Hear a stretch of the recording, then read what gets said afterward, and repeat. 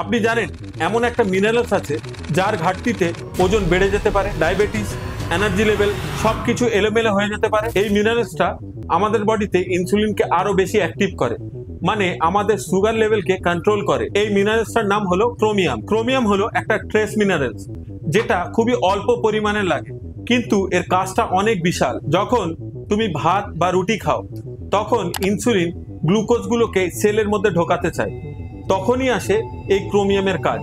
Chromium cofactor হিসাবে কাজ করে। এটা ক্রোমোডিউলিন নামে একটা প্রোটিনকে অ্যাক্টিভ করে যা ইনসুলিন রিসেপ্টরে টাইরোসিন কাইনেস অ্যাক্টিভিটিকে বাড়িয়ে দেয়। ফলাফল, গ্লাড T4 ট্রান্সপোর্টার দ্রুত গ্লুকোজকে সেলের মধ্যে টেনে নেয়, ফলে রক্তে চিনির মাত্রা কম ওঠানামা করে। এছাড়া ক্রোমিয়াম AMPK আর PPARY পাথওয়ে কাজ করে, যার ফলে লিপিড মেটাবলিজম আর ইনসুলিন সেন্সিটিভিটি দুটোই উন্নত হয়। কিছু গবেষণায় দেখা গেছে ক্রোমিয়াম সাপ্লিমেন্ট নিলে বডি ফ্যাট পার্সেন্টেজ 0.7% কমে যায়। এটা মেলে সেই খাবারে যেটা আমরা প্রায়ই খেয়ে থাকি, গমের রুটি, ওটস, বার্লি, মাছ, মাংস, ডিম, ব্রকোলি, টমেটো, এই সব খাবারে এই ক্রোমিয়াম পাওয়া যায়। তবে সাবধান, ক্রোমিয়ামের একটা ভালো দিক আছে, ট্রাভেলেন্ট CR3+।